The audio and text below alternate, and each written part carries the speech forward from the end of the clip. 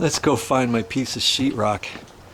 You know what? Here's all my light fixtures I removed the other day. If you haven't watched that video, I've got a whole video series on how to remove existing fluorescent light fixtures and all that. I think I put it in here.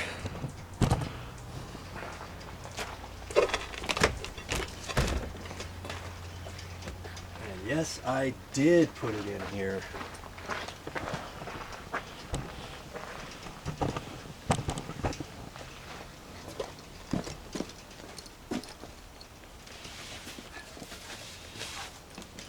And you know what? I saved two pieces.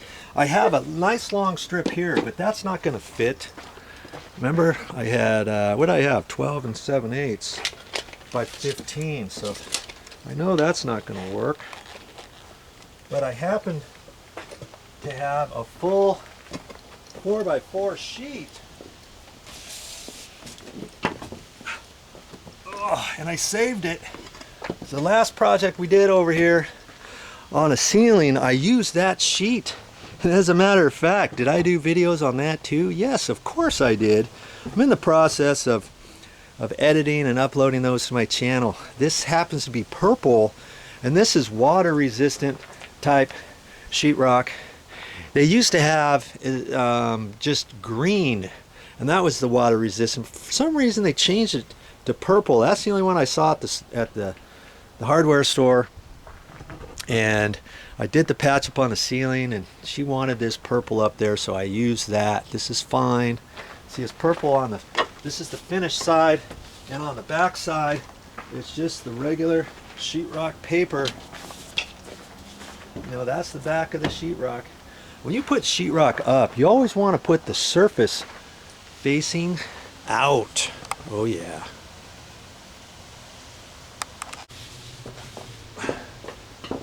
Just going to use this area right here.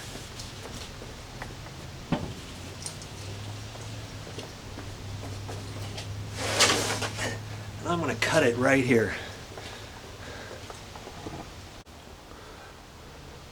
I'm going to choose to cut it right here, and I'm just going to cut a little square piece out of here. This is the pre-finished edge of a sheetrock panel. You always got two sides like this, on the 4-foot direction. Okay, so I got it on this end and also the other end. I've already cut this side here. Well, this is wrapped around, it's indentated so that you can put a layer of tape in there. You know, when you're doing full-size walls and stuff, you still have to butt tape your seams on this side. But you remember where that light's going to go, I want that edge to be a little bit stronger, so I guess I'm just going to do it right here. Maybe I think too much, I don't know. But 12 and 7/8.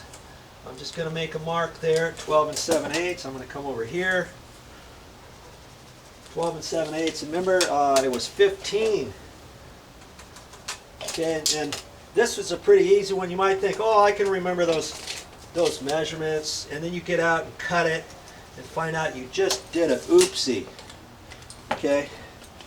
Now, what I'm going to do, I normally have a straight edge out here, but I'm not going to do a straight edge today. I'm going to cut it freehand. And to get my line, I could just use my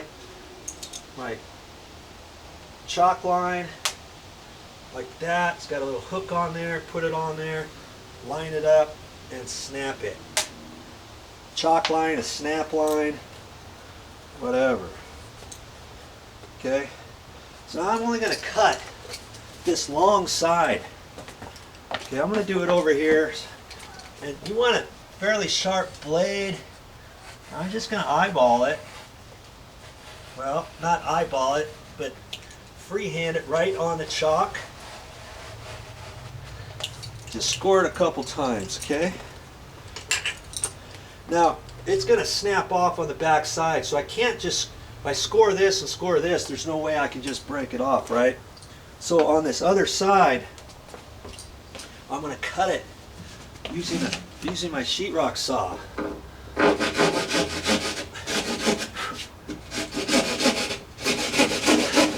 I want to cut it after this. I don't want to cut that first. I guess it doesn't really matter. I'm just doing this because it's a little notch. You know, if this was a bigger piece, I'd cut this all the way and then cut that off and have a scrap piece left for something else. But because this piece is so big, I'm just going to cut a notch out of it. Because I never know what size patch next. Maybe the next patch is longer and I could have got a big nice cut out of it, but no, I didn't. It's shorter now because I cut the whole thing off.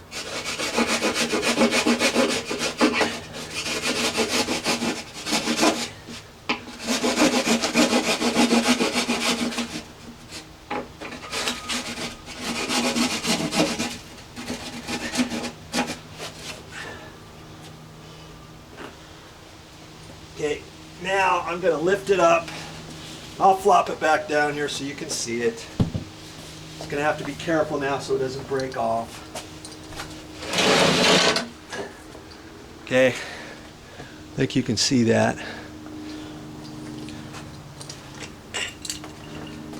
Now where I cut it, I just lift that up like that.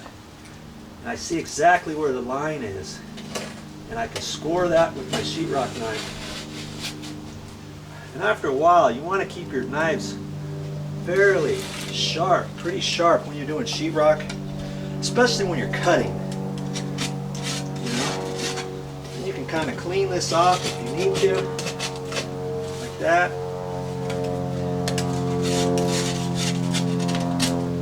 And I cut when I measure my sheetrock patches, I always cut them a little bit smaller than the opening. You don't have to fit it in there so tight that you can't see anything and there's no gap or sloppage, okay? You can have a little bit of sloppage. Know when to build a piano and know when not to build a piano.